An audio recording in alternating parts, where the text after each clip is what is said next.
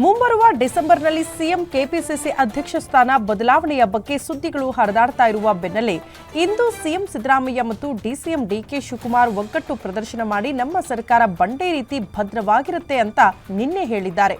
ಮೈಸೂರಿನಲ್ಲಿ ಮಾತನಾಡಿದ ಅವರು, ನಮ್ಮ ಸರ್ಕಾರ ಬಂಡೆ ರೀತಿ 5 ವರ್ಷ ಸುಭದ್ರವಾಗಿರುತ್ತೆ, ನಾನು ಮತ್ತು ಡಿಸಿಎಂ ಚೆನ್ನಾಗೇ ಇದ್ದೀವಿ ಅಂತ ನಗ್ತಾ ಡಿಕೆಶಿ ಕೈ ಹಿಡಿದು ಸಿಎಂ ಹೇಳಿಕೆ ನೀಡಿದ್ದಾರೆ.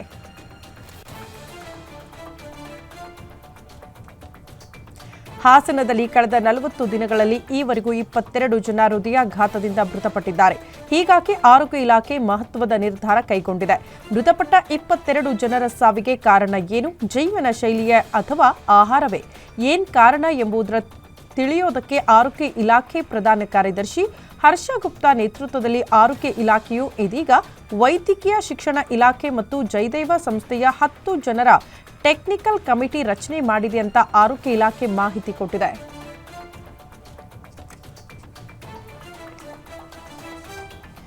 ವಾಹನ ಸವಾರರಿಗೆ ರಾಷ್ಟ್ರೀಯ ಹೆದ್ದಾರಿ ಪ್ರಾಧಿಕಾರ ಶಾಕ್ ಕೊಟ್ಟಿದೆ. ಬೆಂಗಳೂರಿನಲ್ಲಿ ಎಲಿವೇಟೆಡ್ ಕಾರಿಡಾರ್ ಟೋಲ್ ದರ ಹೆಚ್ಚಳವಾಗಲಿದೆ. ಹೊಸೂರು ರಸ್ತೆಯ 2 ಟೋಲ್, ಅತ್ತಿಬೆಲೆ ಮತ್ತು ಎಲೆಕ್ಟ್ರಾನಿಕ್ ಸಿಟಿ ಟೋಲ್ ದರ ಏರಿಕೆಯಾಗಲಿದೆ. ದಿನದ ಟೋಲ್ ದರ ಜೊತೆಗೆ ತಿಂಗಳ ಪಾಸ್ ಹಾಗೂ ವಾರ್ಷಿಕ ಪಾಸ್ ದರವೂ ಹೆಚ್ಚಳವಾಗುತ್ತೆ. ಕಾರ್, ಜೀಪ್, ಲಘು ವಾಹನ, ಭಾರಿ ವಾಹನಗಳಲ್ಲಿ ಕನಿಷ್ಠ ₹5 ಹೆಚ್ಚಳವಾಗಲಿದೆ ಅಂತ ಬಿಟಿಪಿಎಲ್ ಮಾಹಿತಿ ಕೊಟ್ಟಿದೆ.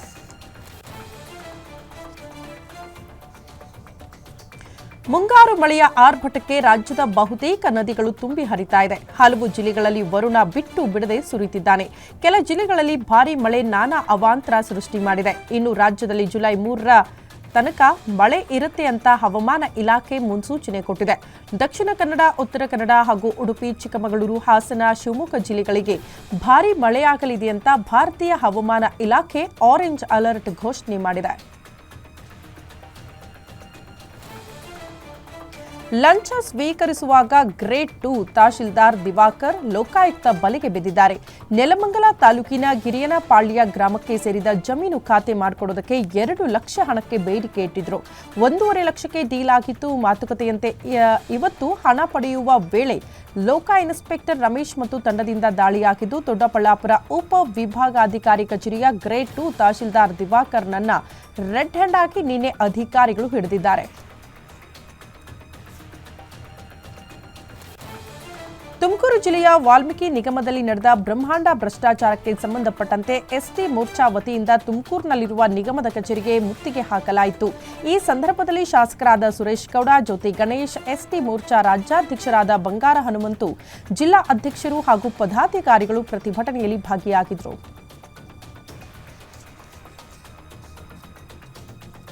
ಜಂಗಮಕೋಟೆ ಕೈಗಾರಿಕಾ ಅಭಿವೃದ್ಧಿ ಪ್ರದೇಶದ ಸ್ಥಾಪನೆಗೆ ರೈತರ ನಡುವೆ ಪರ ವಿರೋಧದ ಹೋರಾಟಗಳು ನಡೀತಾ ಇದ್ದು, 850 ಎಕರೆ ಜಮೀನು ಭೂಸ್ವಾಧೀನ ಪ್ರಕ್ರಿಯೆ ಆರಂಭಗೊಂಡಿದೆ.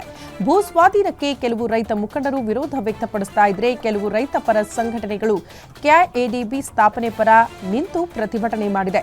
ಶಿಡ್ಲಘಟ್ಟ ತಾಲೂಕು ಆಡಳಿತ ಕಚೇರಿ ಎದುರು ನಡೆದ ಪ್ರತಿಭಟನೆಯಲ್ಲಿ ಕನ್ನಡ ಪರ ಸಂಘಟನೆ, ಮಹಿಳಾ ಸಂಘಟನೆ, ದಲಿತ ಪರ ಸಂಘಟನೆಗಳು ಭಾಗಿಯಾಗಿದ್ದವು.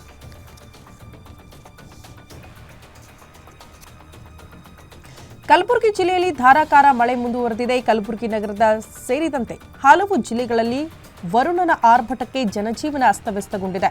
ಸತತ 1 ಗಂಟೆಗಳ ಕಾಲ ಎಡಬಿಡದೆ ಸುರಿದ ಮಳೆಯಿಂದ ತಗ್ಗು ಪ್ರದೇಶದ ಮನೆಗಳಿಗೆ ನೀರು ನುಗ್ಗುವ ಆತಂಕ ಶುರುವಾಗಿದೆ.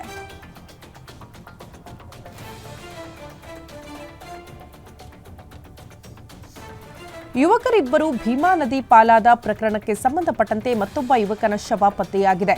ಕಳೆದ 4 ದಿನಗಳಿಂದ ಸಿದ್ದಪ್ಪ ಎಂಬಾತನ ಮೃತದೇಹಕ್ಕಾಗಿ ಅಗ್ನಿಶಾಮಕ ಎಸ್ಡಿಆರ್ಎಫ್ ತಂಡ ನಿರಂತರವಾಗಿ ಶೋಧ ನಡೆಸಿತ್ತು. ಹೀಗಾಗಿ ಇಂದು ರಾಯಚೂರಿನ ಕೃಷ್ಣಾ ಬಳಿ ಯುವಕನ ಶವ ಪತ್ತೆಯಾಗಿದೆ. ನಿನ್ನೆ ಒಬ್ಬನ ಶವ ಪತ್ತೆಯಾಗಿತ್ತು. ಇದೀಗ ಮತ್ತೊಬ್ಬನ ಶವ ಕೂಡ ಪತ್ತೆಯಾಗಿದೆ.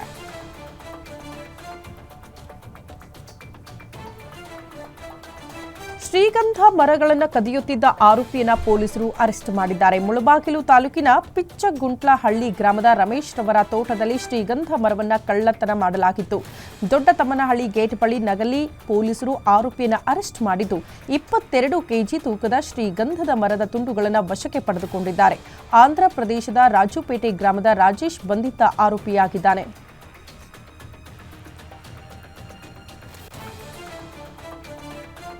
ದೇವಸ್ಥಾನದ ಹುಂಡಿ ಕದಿಯೋದಕ್ಕೆ ಹೋಗಿ ಕಳ್ಳ ಗ್ರಾಮಸ್ಥರಿಗೆ ಸಿಕ್ಕಾಕೊಂಡಿರುವ ಘಟನೆ ಬೆಳಗಾವಿ ಜಿಲ್ಲೆಯ ರಾಯಬಾಗ ತಾಲೂಕಿನ ಸುತ್ತಟ್ಟಿ ಗ್ರಾಮದಲ್ಲಿ ನಡೆದಿದೆ. ಅಡವಿ ಶ್ರೀ ಲಕ್ಷ್ಮೀದೇವಿ ದೇವಸ್ಥಾನದ ದೇಣಿಗೆ ಹುಂಡಿಯನ್ನ ಕಳ್ಳತನ ಮಾಡುವುದಕ್ಕೆ ಬಂದ ಕದೀಮನನ್ನ ಗ್ರಾಮಸ್ಥರು ಕಂಡು ರೆಡ್ ಹ್ಯಾಂಡ್ ಆಗಿ ಹಿಡಿದು ಪೊಲೀಸರಿಗೆ ಒಪ್ಪಿಸಿದ್ದಾರೆ.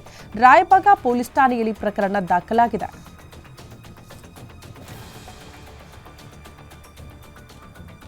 ಕಾರು ಹಾಗೂ ಕ್ಯಾಂಟರ್ ನಡುವೆ ಡಿಕ್ಕಿಯಾಗಿ ಒಂದೇ ಕುಟುಂಬದ 4 ಸಾವು ಪ್ರಕರಣಕ್ಕೆ ಸಂಬಂಧಪಟ್ಟಂತೆ ಕ್ಯಾಂಟರ್ ಚಾಲಕ ವಿನೋದ್ನನ್ನ ಅರೆಸ್ಟ್ ಮಾಡಿದ್ದಾರೆ.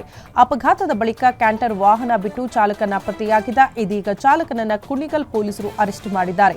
ಕ್ಯಾಂಟರ್ ಡಿಕ್ಕಿಯಾದ ರಭಸಕ್ಕೆ ಕಾರ್ನಲ್ಲಿದ್ದ 4 ಸ್ಥಳದಲ್ಲೇ ಸಾವನ್ನಪ್ಪಿದ್ರು. ಈ ಘಟನೆಯಲ್ಲಿ ಮೃತಪಟ್ಟ ಸಿಬೇಗೌಡ ಅವರ ಸಹೋದರ ರಾಮಚಂದ್ರಯ್ಯ ನೀಡಿದ ದೂರಿನ ಮೇಲೆ ಎಫ್ಐಆರ್ ದಾಖಲಿಸಿಕೊಂಡ ಕುಣಿಗಲ್ ಪೊಲೀಸರು ತಲೆಮರೆಸಿಕೊಂಡಿದ್ದ ಚಾಲಕ ವಿನೋದ್ನನ್ನ ಪತ್ತೆ ಹಚ್ಚಿ ಅರೆಸ್ಟ್ ಮಾಡಿದ್ದಾರೆ.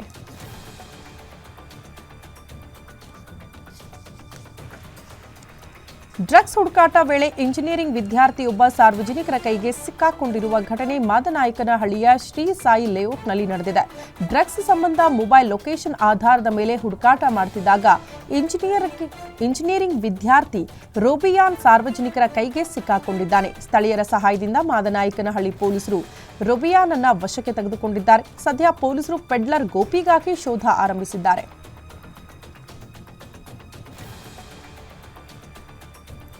ಹಾಲು ಮಾರಾಟ ಕೇಂದ್ರದಲ್ಲಿ ಆಲ್ಕೋಹಾಲ್ ಮಾರಾಟ ಮಾಡಿರೋ ಘಟನೆ ನಂಜನಗೂಡು ತಾಲೂಕಿನ ಹಿಡಿಯಾಲ ಗ್ರಾಮದಲ್ಲಿ ನಡೆದಿದೆ. ರೂಟ್ ನಂಬರ್ 126 ಏಜೆನ್ಸಿ ಸಂಸ್ಥೆ 507 ನಂದಿನಿ ಪಾರ್ಲರ್ನಲ್ಲಿ ಅಕ್ರಮವಾಗಿ ಮದ್ಯ ಮಾರಾಟ ಮಾಡಿರೋದು ಬೆಳಕಿಗೆ ಬಂದಿದೆ. ಹಿಡಿಯಾಲ ಗ್ರಾಮ ಪಂಚಾಯಿತಿ ಕಟ್ಟಡದ ಎದುರೇ ಇರುವ ನಂದಿನಿ ಹಾಲಿನ ಕೇಂದ್ರದಲ್ಲಿ ಮದ್ಯದ ಬಾಟಲ್ ಕೊಡುವ ದೃಶ್ಯ ಸ್ಥಳೀಯರ ಮೊಬೈಲ್ನಲ್ಲಿ ಸೆರೆಯಾಗಿದೆ. ಅಕ್ರಮ ಮಾರಾಟಗಾರರ ವಿರುದ್ಧ ಸೂಕ್ತ ಕ್ರಮಕ್ಕೆ ಸ್ಥಳೀಯರು ಆಗ್ರಹಿಸಿದ್ದಾರೆ.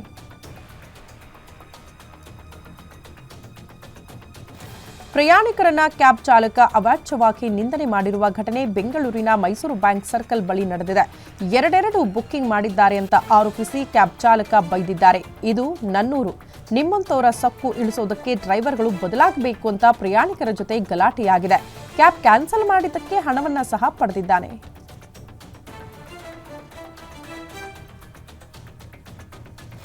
ಮನೆ ಮಾಲೀಕನಿಗೆ ಟೆರಸ್ ಕಳ್ಳ ತಲೆನೋವು ತಂದಿದ್ದಾನೆ. ಟೆರಸ್ ಮೇಲಿದ್ದ ಸೋಲಾರಕ್ಕೆ ಕನ್ನ ಹಾಕಿದ್ದಾನೆ.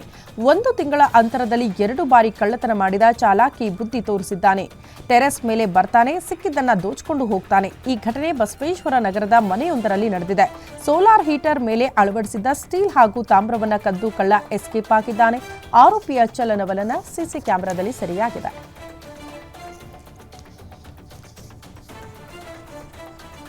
ನಡು ರಸ್ತೆಯಲ್ಲಿ ಚಾಕು ಹಿಡಿದು ಯುವಕರ ಗುಂಪು ಹೊಡೆದಾಡಿಕೊಂಡಿದೆ. ಈ ಘಟನೆ ಎಲೆಕ್ಟ್ರಾನಿಕ್ ಸಿಟಿ ಬಳಿಯ ನೀಲಾದ್ರಿ ನಗರದಲ್ಲಿ ನಡೆದಿದೆ.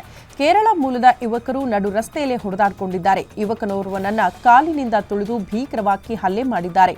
ಈ ದೃಶ್ಯ ಮೊಬೈಲ್ನಲ್ಲಿ ಸೆರೆಯಾಗಿದ್ದು ಸದ್ಯ ಗಲಾಟೆಯ ಸಂಬಂಧ ಯಾವುದೇ ಪ್ರಕರಣ ದಾಖಲಾಗಿಲ್ಲ.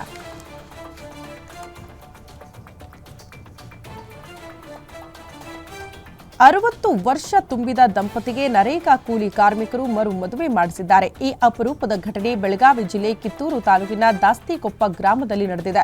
60 ವರ್ಷ ತುಂಬಿದ್ದ ರುದ್ರಪ್ಪ ತಿಗಡಿ ಬಸವ್ವ ದಂಪತಿಗೆ ನರೇಗಾ ಕೂಲಿ ಕಾರ್ಮಿಕರು ಮರು ಮದುವೆ ಮಾಡಿಸಿದ್ದಾರೆ. ಅಪ್ಪಟ ಗ್ರಾಮೀಣ ಪ್ರದೇಶದ ಮಾದರಿಯಲ್ಲಿ ಕೂಲಿ ಕಾರ್ಮಿಕರು ಮದುವೆ ಮಾಡಿಸಿದ್ದಾರೆ. ಕೆಲಸದ ಬುಟ್ಟಿಗಳನ್ನೇ ವಾದ್ಯಗಳನ್ನಾಗಿ ನುಡಿಸಿ ಸಂಭ್ರಮ ಪಟ್ಟಿದ್ದಾರೆ.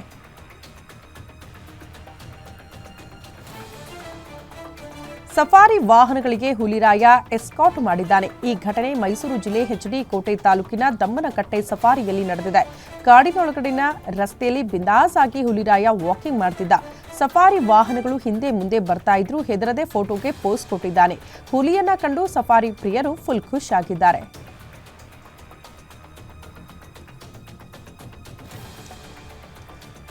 ಕರ್ನಾಟಕ ಶಾಲಾ ಪರೀಕ್ಷೆ ಮತ್ತು ಮೌಲ್ಯ ನಿರ್ಣಯ ಮಂಡಳಿಯಿಂದ ದ್ವಿತೀಯ ಪಿಯುಸಿ ಪರೀಕ್ಷೆ 3 ಹಾಗೂ ಕ್ರೋಢೀಕೃತ ಫಲಿತಾಂಶ ಬಿಡುಗಡೆಯಾಗಲಿದೆ. ಇವತ್ತು ಮಧ್ಯಾಹ್ನ 1 ಗಂಟೆಗೆ ಪ್ರಕಟ ಮಾಡುವುದಾಗಿ ಮಂಡಳಿ ತಿಳಿಸಿದೆ. ವಿದ್ಯಾರ್ಥಿಗಳು ಪಿಯುಸಿ ಪರೀಕ್ಷೆ ಹಾಗೂ ಕ್ರೋಢೀಕೃತ ಫಲಿತಾಂಶವನ್ನು ಪಿಯುಸಿ ಅಧಿಕೃತ ವೆಬ್ಸೈಟ್ನಲ್ಲಿ ವೀಕ್ಷಣೆ ಮಾಡಬಹುದಾಗಿದೆ.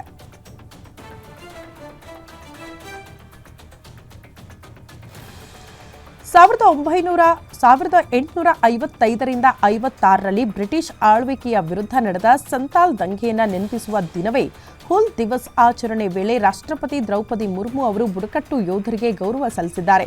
ಜಾರ್ಖಂಡ್ನಲ್ಲಿ ನಡೆದ ಈ ದಂಗೆಯನ್ನ ಸಿಧೋ ಕಾಂತು ಮುರ್ಮು ಸಹೋದರರು ಮುನ್ನಡೆಸಿದ್ರು. ಅನ್ಯಾಯದ ವಿರುದ್ಧದ ಅವರ ಹೋರಾಟದ ಅಮರ ಕಥೆಗಳು ರಾಷ್ಟ್ರಕ್ಕೆ ಶಾಶ್ವತ ಸ್ಫೂರ್ತಿಯಾಗಿದೆ ಅಂತ ರಾಷ್ಟ್ರಪತಿಗಳು ಗುಣಗಾನ ಮಾಡಿದ್ದಾರೆ.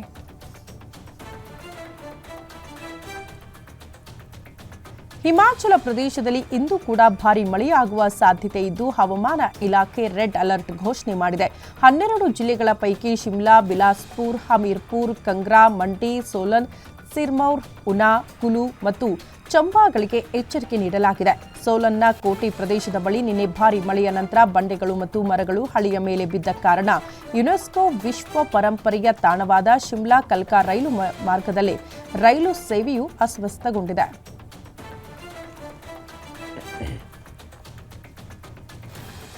ಶಾಲೆಯೊಂದರಲ್ಲಿ ಪ್ರವಾಸಕ್ಕೆ ಹೋಗಿದ್ದ ಸಂದರ್ಭದಲ್ಲಿ ಅಲ್ಲೇ ಸಿಲುಕಾಕಿಕೊಂಡಿದ್ದ 62 ಜನ ಅಂದರೆ 162 ಮಕ್ಕಳನ್ನ ಜಾರ್ಖಂಡ್ನ ಜುಮೈಟ್ಪುರದಲ್ಲಿ ರಕ್ಷಣೆ ಮಾಡಲಾಗಿದೆ. ಕೊವಾಲಿ ಪೊಲೀಸ್ ಠಾಣಾ ವ್ಯಾಪ್ತಿಯ ಲವ್ ಕುಶ್ ವಸತಿ ಶಾಲೆಯಲ್ಲಿ 162 ಮಕ್ಕಳು ಭಾರೀ ಮಳೆಯಿಂದಾಗಿ ಶಾಲೆಯಲ್ಲಿ ಸಿಕ್ಕಾಕೊಂಡಿದ್ರು. ಮಕ್ಕಳು ಶಾಲೆಯಲ್ಲಿ ಸಿಲುಕಾಕಿಕೊಂಡಿರುವ ಮಾಹಿತಿಯನ್ನ ಜುಮೈಟ್ಪುರ ಪೊಲೀಸರು ಸ್ಥಳಕ್ಕೆ ಧಾವಿಸಿ ಶೀಘ್ರ ಮತ್ತು ಸಂಘಟಿತ ಕಾರ್ಯಾಚರಣೆ ಮಾಡಿ ಅವರನ್ನ ರಕ್ಷಣೆ ಮಾಡಿ ಕುಟುಂಬಸ್ಥರಿಗೆ ಕೊಟ್ಟಿದ್ದಾರೆ.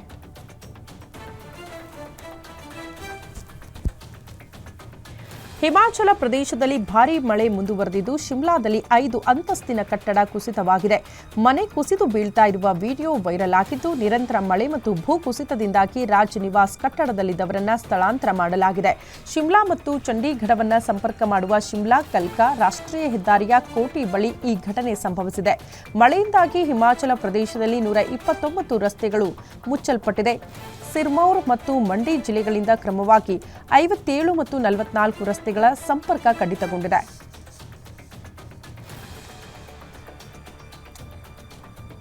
ಜಾರ್ಖಂಡ್ನಾದ್ಯಂತ ಭಾರೀ ಮಳೆಯಾಗ್ತಾ ಇದ್ದು ಭಾರತೀಯ ಹವಾಮಾನ ಇಲಾಖೆ ಪ್ರಕಾರ ಜುಲೈ 5ರವರೆಗೆ ಹೆಚ್ಚಿನ ಸ್ಥಳಗಳಲ್ಲಿ ಗುಡುಗು ಸಹಿತ ಉತ್ತಮ ಮಳೆಯಾಗುವ ನಿರೀಕ್ಷೆ ಇದೆ. ವಾಯುವ್ಯ ಮತ್ತು ಈಶಾನ್ಯ ಜಿಲ್ಲೆಗಳಲ್ಲಿ ಗಂಟೆಗೆ 30ರಿಂದ 40 ಕಿಲೋಮೀಟರ್ ವೇಗದಲ್ಲಿ ಬಿರುಗಾಳಿ ಕಾಣಿಸಿಕೊಳ್ಳಲಿದ್ದು ಇದರಿಂದ ಗುಡುಗು ಸಹಿತ ಭಾರೀ ಮಳೆಯಾಗಲಿದೆ. ಇಂದು ನಾಳೆ ವಾಯುವ್ಯ ಉತ್ತರ ಮಧ್ಯ ಜಾರ್ಖಂಡ್ನ ಸಮೀಪದ ಪ್ರದೇಶಗಳಲ್ಲಿ ಅತಿ ಹೆಚ್ಚು ಮಳೆಯಾಗುವ ಸಾಧ್ಯತೆ ಇದೆ. ಈಶಾನ್ಯದ ಕೆಲವು ಜಿಲ್ಲೆಗಳಲ್ಲಿ ಭಾರೀ ಮಳೆಯಾಗುವ ಮುನ್ಸೂಚನೆ ಇದೆ.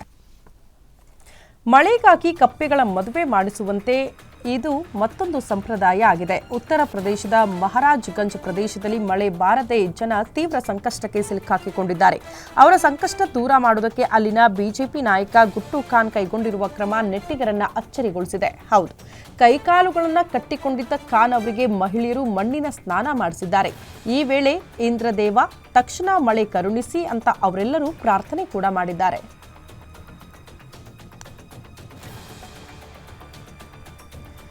ಲಕ್ಷ ಲಕ್ಷ ವರದಕ್ಷಿಣೆ ಕೊಟ್ಟರೂ ಅತ್ತಿ ಮನೆಯಲ್ಲಿ ನಿರಂತರವಾಗಿ ನೀಡುತ್ತಿದ್ದ ಕಿರುಕುಳಕ್ಕೆ ಬೇಸತ್ತು ನವ ವಿವಾಹಿತೆ ಆತ್ಮಹತ್ಯೆ ಮಾಡಿಕೊಂಡಿರುವ ಘಟನೆ ತಮಿಳುನಾಡಿನಲ್ಲಿ ನಡೆದಿದೆ. ಏಪ್ರಿಲ್ನಲ್ಲಿ ಮದುವೆಯಾಗಿತ್ತು. 800 ಗ್ರಾಂ ಚಿನ್ನ ಹಾಗೂ 70 ಲಕ್ಷ ಬೆಲೆ ಬಾಳುವ ಕಾರನ್ನ ವರದಕ್ಷಿಣೆ ನೀಡಿದ್ರು. ಆದರೂ ಸಹ ತಮಿಳುನಾಡಿನ ತಿರುಪೂರಿನಲ್ಲಿ 27 ವರ್ಷದ ರಿಧನ್ಯ ವರದಕ್ಷಿಣೆ ಕಿರುಕುಳ ತಾಳಲಾರದೆ ಆತ್ಮಹತ್ಯೆ ಮಾಡಿಕೊಂಡಿದ್ದಾಳೆ.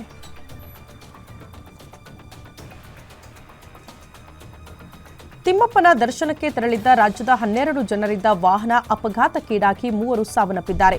ಟಿಟಿ ವಾಹನಕ್ಕೆ ಬೃಹತ್ ವಾಹನ ಡಿಕ್ಕಿಯಾಗಿ ಭೀಕರ ಅಪಘಾತ ಸಂಭವಿಸಿದೆ. ಆಂಧ್ರದ ಅನ್ನಮಯ್ಯ ಜಿಲ್ಲೆಯ ಮದನಪಲ್ಲಿ ಬಳಿ ಈ ಘಟನೆ ನಡೆದಿದೆ.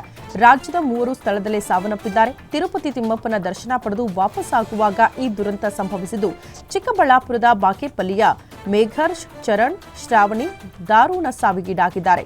ಗಾಯಗೊಂಡ 9 ಜನರ ಪೈಕಿ 2 ಸ್ಥಿತಿ ಚಿಂತಾಜನಕವಾಗಿದೆ ಅಂತ ಹೇಳಲಾಗಿದೆ.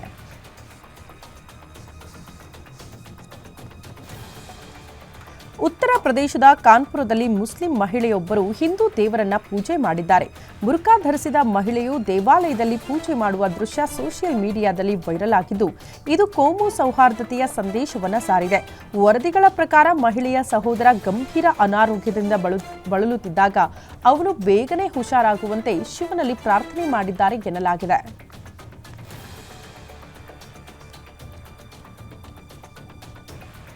ಕೆಲವರಿಗೆ ನಾಯಿಗಳು ಅಂತ ಅಂದ್ರೆ ಜೀವಕ್ಕಿಂತ ಹೆಚ್ಚು. ನಾಯಿಯನ್ನ ಮನೆಯ ಸದಸ್ಯರಂತೆ ನೋಡ್ಕೊಳ್ತಾರೆ.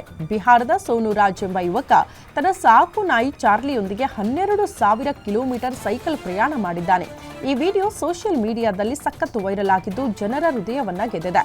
ತನ್ನ ಸಾಕು ನಾಯಿ ಚಾರ್ಲಿಯೊಂದಿಗಿನ ಸೋನುವಿನ ಒಡನಾಟ ಕಂಡು ಜನ ಫುಲ್ ಫಿದಾ ಆಗಿದ್ದಾರೆ.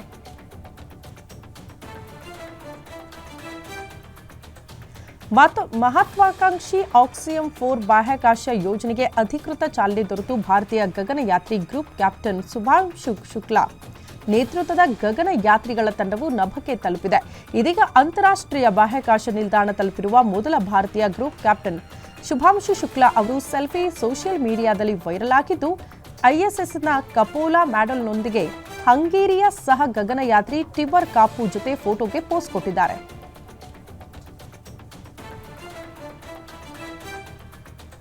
ಹೈದರಾಬಾದ್ ಉಪನಗರಗಳಲ್ಲಿ ಭಾರೀ ಬೆಂಕಿ ಅವಘಡ ಸಂಭವಿಸಿದೆ. ಸಂಗಾರೆಡ್ಡಿ ಜಿಲ್ಲೆಯ ಪಂತಂಚೇರುವಿನಲ್ಲಿ ಸಿಗಾಚಿ ರಾಸಾಯನಿಕ ಕಾರ್ಖಾನೆಯಲ್ಲಿ ಭೀಕರ ಸ್ಫೋಟ ಸಂಭವಿಸಿದೆ. 30 ಕಾರ್ಮಿಕರು ಗಾಯಗೊಂಡಿದ್ದಾರೆ, 10 ಜನ ಮೃತಪಟ್ಟಿದ್ದಾರೆ ಅಂತ ಹೇಳಲಾಗಿದೆ. ಸುರಕ್ಷತೆಯ ನಿರ್ಲಕ್ಷ್ಯವೇ ಈ ಅವಘಡಕ್ಕೆ ಕಾರಣ ಅಂತ ಕಾರ್ಮಿಕರ ಕುಟುಂಬಗಳು ಕಾರ್ಖಾನೆ ಮಂಡಳಿಯ ವಿರುದ್ಧ ಆಕ್ರೋಶ ವ್ಯಕ್ತಪಡಿಸಿದೆ. ಇನ್ನು ಗಾಯಾಳುಗಳನ್ನು ಆಸ್ಪತ್ರೆಗೆ ದಾಖಲಿಸಲಾಗಿದೆ. ಹೆಚ್ಚಿನ ವಿವರಗಳನ್ನು ನಿರೀಕ್ಷೆ ಮಾಡಲಾಗ್ತಾ ಇದೆ.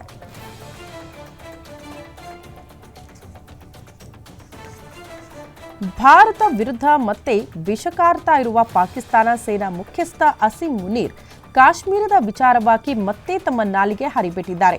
ಜಮ್ಮು ಮತ್ತು ಕಾಶ್ಮೀರದಲ್ಲಿ ಯಾವುದನ್ನ ಭಯೋತ್ಪಾದನೆ ಅಂತ ಲೇಬಲ್ ಮಾಡಲಾಗ್ತಾ ಇದೆಯೋ ಅದು ಭಯೋತ್ಪಾದನೆಯಲ್ಲ, ಬದಲಿಗೆ ಸ್ವಾತಂತ್ರ್ಯಕ್ಕಾಗಿ ನಡೀತಾ ಇರುವ ಕಾನೂನುಬದ್ಧ ಹೋರಾಟವಾಗಿದೆ ಅಂತ ಹೇಳಿದ್ದಾರೆ. ಪಾಕಿಸ್ತಾನ ಯಾವಾಗಲೂ ಕಾಶ್ಮೀರಗಳೊಂದಿಗೆ ನಿಂತಿದ್ದು ಅದನ್ನು ಮುಂದುವರಿಸುತ್ತೆ. ಭಾರತ ಭಯೋತ್ಪಾದನೆ ಅಂತ ಕರೆಯುವ ವಾಸ್ತವವಾಗಿ ಅಂತಾರಾಷ್ಟ್ರೀಯ ಕಾನೂನಿನ ಅಡಿಯಲ್ಲಿ ಗುರುತಿಸಲ್ಪಟ್ಟ ಸಂಘರ್ಷವಾಗಿದೆ ಅಂತ ಹೇಳಿದ್ದಾರೆ.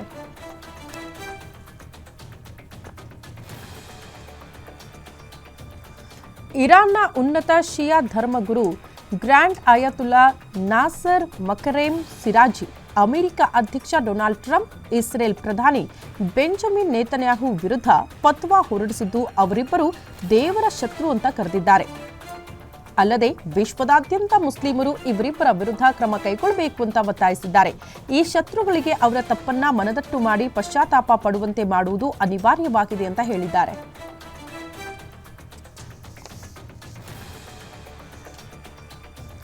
ಅಮೆರಿಕ ಇಸ್ರೇಲ್ ಬೆಂಬಲಿತ ನೆರವು ಕೇಂದ್ರಗಳ ಮೂಲಕ ವಿತರಿಸಲಾದ ಗೋಧಿ ಹಿಟ್ಟಿನಲ್ಲಿ ಆಕ್ಸಿಕೋಡೋನ್ ಇದೆ ಅಂತ ಪ್ಯಾಲೆಸ್ಟಿಯನ್ ಅಧಿಕಾರಿಗಳು ಆರೋಪ ಮಾಡಿದ್ದಾರೆ. ಇದು ತೀವ್ರ ಆರೋಗ್ಯ ತೊಂದರೆಗಳು ಮತ್ತು ಸಾವಿಗೆ ಕಾರಣವಾಗುವ ಅತ್ಯಂತ ವ್ಯಸನಕಾರಿ ಒಪಿಯಾಯ್ಡ್ ಆಗಿದೆ.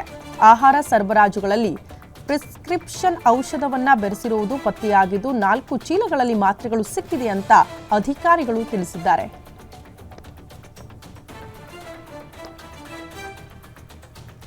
ಜುಲೈ 3ರಿಂದ ಅಮರನಾಥ ಯಾತ್ರೆ ಆರಂಭವಾಗಲಿದ್ದು ಜಮ್ಮು ಕಾಶ್ಮೀರದಲ್ಲಿ ಪೊಲೀಸರು ಬಿಗಿ ಭದ್ರತೆ ಕೈಗೊಂಡಿದ್ದಾರೆ. ತಪಾಸಣೆ ನಡೆಸೋದಕ್ಕೆ ಹೆಚ್ಚುವರಿ ಚೆಕ್ ಪೋಸ್ಟ್ಗಳನ್ನು ನಿರ್ಮಿಸಲಾಗಿದೆ. ಪೆಹಲ್ಗಾಮ್ ಉಗ್ರರ ದಾಳಿ ಬಳಿಕ ಯಾತ್ರಾರ್ಥಿಗಳ ಸುರಕ್ಷತೆ ಭದ್ರತೆ ದೃಷ್ಟಿಯಿಂದ ಜಮ್ಮುವಿನಲ್ಲಿ ಭದ್ರತೆಯನ್ನು ದುಪ್ಪಟ್ಟುಗೊಳಿಸಲಾಗಿದೆ. ಅರೆಸೇನಾ ಪಡೆಗಳು ಚೆಕ್ ಪೋಸ್ಟ್ಗಳನ್ನು ನಿರ್ಮಿಸಿದ್ದು ಯಾತ್ರಾರ್ಥಿಗಳಿಗೆ ಸುಗಮ ಯಾತ್ರೆಗೆ ಅನುಭವ ಒದಗಿಸುವ ನಿಟ್ಟಿನಲ್ಲಿ ಕ್ರಮ ಕೈಗೊಳ್ಳಲಾಗಿದೆ.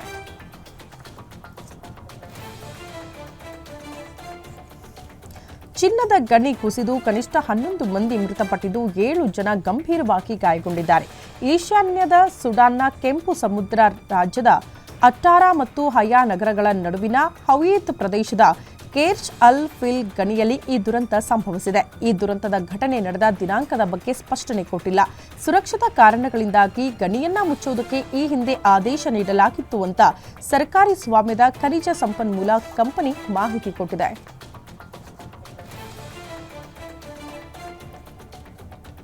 ಅಮೆರಿಕದ ಹೂಸ್ಟನ್ನಲ್ಲಿ ನಡೆದ ಸಂಗೀತ ಕಾರ್ಯಕ್ರಮವೊಂದರಲ್ಲಿ ಗಾಯಕಿ ಬಿಯಾನ್ಸ್ ಹಾರುವ ಕಾರಿನ ಮೇಲೆ ತನ್ನ ಪ್ರದರ್ಶನ ನೀಡುತ್ತಿದ್ದಾಗ ಮಧ್ಯದಲ್ಲೇ ಸಿಲುಕಾಕಿಕೊಂಡಿದ್ದಾಳೆ. ಈ ದೃಶ್ಯ ಸೋಷಿಯಲ್ ಮೀಡಿಯಾದಲ್ಲಿ ಸಖತ್ ವೈರಲ್ ಆಗಿದೆ. ನಂತರ ಸಿಬ್ಬಂದಿ ಅವಳನ್ನ ಸುರಕ್ಷಿತವಾಗಿ ಕೆಳಗಿಳಿಸಿದ್ದಾರೆ. ಈ ಘಟನೆ ವೇಳೆ ಆಕೆ ಹೆದರದೆ ಕೂಲ್ ಆಗಿ ಪರಿಸ್ಥಿತಿಯನ್ನು ನಿಭಾಯಿಸಿದ್ದಾಳೆ. ಇದನ್ನು ಕಂಡ ಆಕೆಯ ಅಭಿಮಾನಿಗಳು ಅವಳ ವೃತ್ತಿಪರತೆಯನ್ನ ಹೊಗಳಿದ್ದಾರೆ.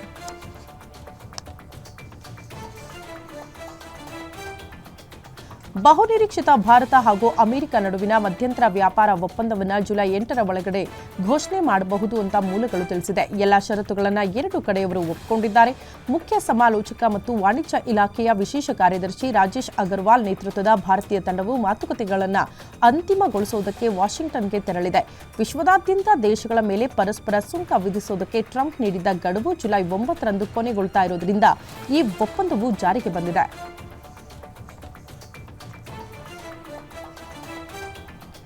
5 ಪಂದ್ಯಗಳ ಟೆಸ್ಟ್ ಸರಣಿಯಲ್ಲಿ ಮೊದಲ ಟೆಸ್ಟ್ ಪಂದ್ಯದಲ್ಲಿ ಆತಿಥೇಯ ಇಂಗ್ಲೆಂಡ್ ಟೀಂ ಇಂಡಿಯಾವನ್ನ 5 ವಿಕೆಟ್ಗಳಿಂದ ಸೋಲಿಸಿತ್ತು. ಆ ಮೂಲಕ ಇಂಗ್ಲೆಂಡ್ ಈ ಟೆಸ್ಟ್ ಸರಣಿಯಲ್ಲಿ 1-0 ಮುನ್ನಡೆಯನ್ನ ಪಡೆದುಕೊಂಡಿದೆ. ಹಾಗಾಗಿ ಎರಡನೇ ಟೆಸ್ಟ್ ಪಂದ್ಯದಲ್ಲಿ ಭಾರತ ತಂಡ ಯಾವ ಪ್ಲೇಯಿಂಗ್ ನೊಂದಿಗೆ ಕಣಕ್ಕೆ ಇಳಿಯುತ್ತೆ ಅನ್ನೋದು ತೀವ್ರ ಕುತೂಹಲವನ್ನ ಕೆರಳಿಸಿದೆ. ಅಂದಹಾಗೆ ಎಡ್ಜ್ಬಾಸ್ಟನ್ನಲ್ಲಿ ಭಾರತ ತಂಡ 2 ಸ್ಪಿನ್ನರ್ಗಳೊಂದಿಗೆ ಆಡಬಹುದು ಅಂತ ನಿರೀಕ್ಷೆ ಮಾಡಲಾಗಿದೆ.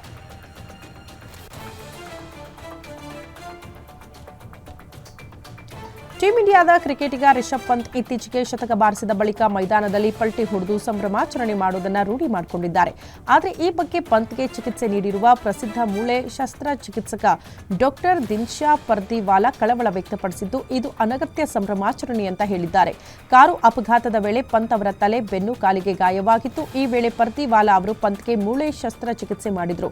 ಮತ್ತೊಮ್ಮೆ ಶಸ್ತ್ರಚಿಕಿತ್ಸೆಗೊಂಡ ಕಾಲಿಗೆ ಗಾಯಗೊಂಡ್ರೆ ಅಪಾಯ ಅಂತ ಎಚ್ಚರಿಕೆ ಕೊಟ್ಟಿದ್ದಾರೆ. ಟೀಂ ಇಂಡಿಯಾದ ಕ್ರಿಕೆಟಿಗ ರಿಂಕು ಸಿಂಗ್ರನ್ನ ಇತ್ತೀಚೆಗಷ್ಟೇ ಉತ್ತರ ಪ್ರದೇಶದ ಜಿಲ್ಲಾ ಮೂಲ ಶಿಕ್ಷಣಾಧಿಕಾರಿಯಾಗಿ ನೇಮಕ ಮಾಡಲಾಗಿತ್ತು. 9ನೇ ತರಗತಿ ಫೇಲ್ ಆಗಿದ್ದರೂ ರಿಂಕು ಅವರನ್ನ ಈ ಹುದ್ದೆಗೆ ನೇಮಕ ಮಾಡಿದ್ದು ವಿವಾದಕ್ಕೆ ಕಾರಣವಾಗಿದೆ. ನಿಯಮಗಳ ಪ್ರಕಾರ ರಿಂಕು ಸಿಂಗ್ ಯಾವುದೇ ಪದವಿಯನ್ನ ಪಡೆದಿಲ್ಲ, ಕನಿಷ್ಠ ಹೈಸ್ಕೂಲ್ ಶಿಕ್ಷಣವನ್ನ ಪೂರ್ಣಗೊಳಿಸಿಲ್ಲ. ಹೀಗಿದ್ದರೂ ಅವರನ್ನ ಶಿಕ್ಷಣ ಅಧಿಕಾರಿಯಾಗಿ ನೇಮಕ ಮಾಡಿದ್ದು ಹೇಗೆ? ಇದು ಪದವೀಧರರಿಗೆ ಮಾಡಿದ ಅವಮಾನ ಅಂತ ಹಲವರು ಆಕ್ರೋಶ ವ್ಯಕ್ತಪಡಿಸಿದ್ದಾರೆ.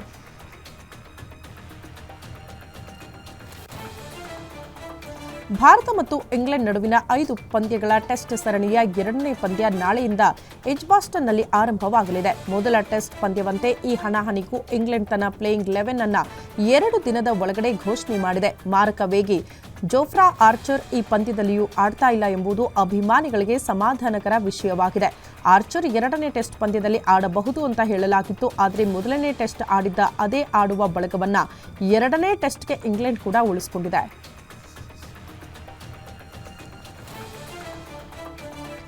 ಭಾರತೀಯ ಕ್ರಿಕೆಟಿಗ ಯಶ್ ದಯಾಳ್ ಮತ್ತೊಂದು ದೂರು ದಾಖಲಾಗಿದೆ. ಸ್ಟಾರ್ ವೇಗಿ ಯಶ್ ದಯಾಳ್ ವಿರುದ್ಧ ಲೈಂಗಿಕ ಕಿರುಕುಳ ಆರೋಪದ ಮೇಲೆ ಪ್ರಕರಣ ದಾಖಲಾಗಿದೆ. ಈ ಬೆನ್ನಲ್ಲೇ ದೂರು ದಾಖಲಿಸಿಕೊಂಡಿದ್ದ ಗಾಜಿಯಾಬಾದ್ ಮಹಿಳೆಯಿಂದ ಹೊಸ ಆರೋಪವೊಂದು ಕೇಳಿಬಂದಿದೆ. ಕಳೆದ 5 ವರ್ಷಗಳಿಂದ ದಯಾಳ್ ಜೊತೆ ಸಂಬಂಧ ಹೊಂದಿದ್ದು, ದಯಾಳ್ ಮದುವೆ ಆಗುವುದಾಗಿ ನಂಬಿಸಿದ್ರು. ನನ್ನನ್ನ ನಿಮ್ಮ ಭಾವಿ ಸೊಸೆ ಅಂತ ಅವರ ಕುಟುಂಬಕ್ಕೆ ಪರಿಚಯ ಕೂಡ ಮಾಡಿಕೊಟ್ಟಿದ್ರು. ಇದರಿಂದ ಮದುವೆ ಆಗ್ತಾರೆ ಅನ್ನೋ ನಂಬಿಕೆ ಇತ್ತು. ಆದ್ರೆ ನನಗೆ ವಂಚನೆ ಮಾಡಿದ್ದಾರೆ ಅಂತ ಮಹಿಳೆ ಹೇಳಿಕೊಂಡಿದ್ದಾರೆ.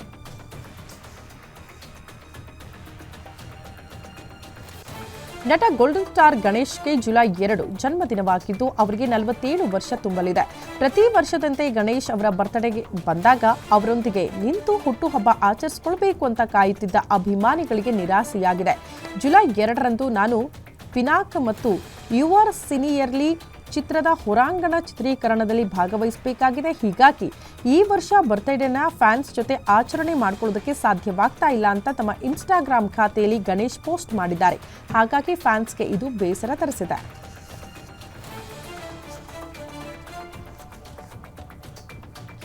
ಬಿಗ್ ಬಾಸ್ ಕನ್ನಡ ಶೋಗೆ ಕಿಚ್ಚ ಸುದೀಪ್ ಅವರೇ ಮತ್ತೆ ನಿರೂಪಣೆ ಮಾಡೋದಕ್ಕೆ ಒಪ್ಪಿಕೊಂಡಿದ್ದಾರೆ. ಬಿಗ್ ಬಾಸ್ ಕನ್ನಡ ಸೀಸನ್ 12 ಶೋಗೆ ಈಗಾಗಲೇ ಭರ್ಜರಿ ಸಿದ್ಧತೆ ಕೂಡ ನಡೀತಾ ಇದೆ. ಈ ಹಿಂದೆ ಕಿಚ್ಚ ಸುದೀಪ್ 12ನೇ ಸೀಸನ್ಗೆ ಅವರ ನಿರೂಪಣೆ ಮಾಡಲ್ಲ ಅಂತ ತೀರ್ಮಾನ ಮಾಡಿಬಿಟ್ಟಿದ್ರು. ಆ ಸುದ್ದಿ ಕೇಳಿ ಅಭಿಮಾನಿಗಳಿಗೆ ಬೇಸರ ಆಗಿತ್ತು. ಆದರೆ ಈಗ ಕಿಚ್ಚ ಸುದೀಪ್ ಅವರು ತಮ್ಮ ನಿರ್ಧಾರ ಬದಲಾಯಿಸಿದ್ದಾರೆ.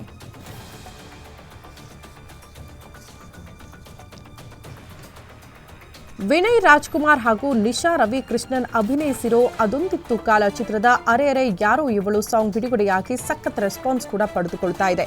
ಕೀರ್ತಿ ಕೃಷ್ಣಪ್ಪ ನಿರ್ದೇಶನ, ಭುವನ್ ಸುರೇಶ್ ನಿರ್ಮಾಣದ ಈ ಚಿತ್ರದ ಹಾಡಿಗೆ ರಾಘವೇಂದ್ರ ಮ್ಯೂಸಿಕ್ ಅರಸು ಅಂತಾರೆ. ಸಾಹಿತ್ಯ ಮ್ಯಾಜಿಕ್ ಕೂಡ ಮಾಡಿದೆ. ಸ್ಕೂಲ್ ಮಕ್ಕಳಾಗಿ ವಿನಯ್ ಹಾಗೂ ನಿಶಾ ಹಾಡಿನಲ್ಲಿ ಮೂಡಿ ಮಾಡಿದ್ದಾರೆ.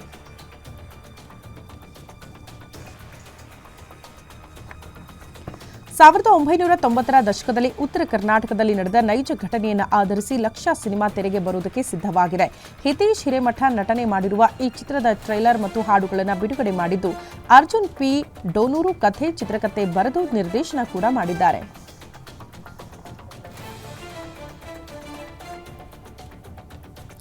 ಯಶ್ ಅಭಿಮಾನಿಗಳಿಗೆ ಜುಲೈ 3ರಂದು ಬಿಗ್ ಸರ್ಪ್ರೈಸ್ ಒಂದು ಕಾದಿದೆ. ಇದೇ ಮೊದಲ ಬಾರಿಗೆ ಫಸ್ಟ್ ಗ್ಲಿಮ್ಸ್ ಬಿಡುಗಡೆ ಮಾಡುವುದಕ್ಕೆ ರಾಮಾಯಣ ಚಿತ್ರತಂಡ ತೀರ್ಮಾನಿಸಿದೆ.